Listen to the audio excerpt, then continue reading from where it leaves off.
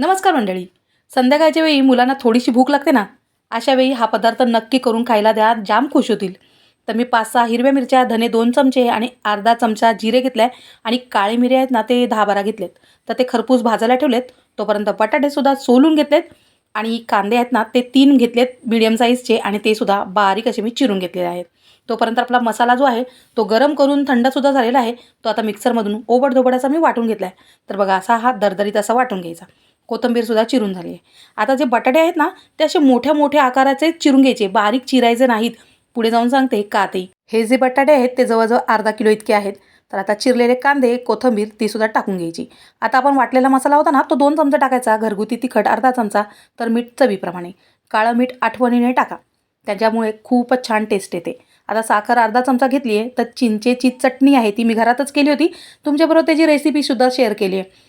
आणि आता त्याच्यावर अर्धा लिंबू पिळायचा आणि हे मिक्स करायचं. बस इतकीच ही रेसिपी आहे, पण टेस्ट इतकी भन्नाट लागते ना.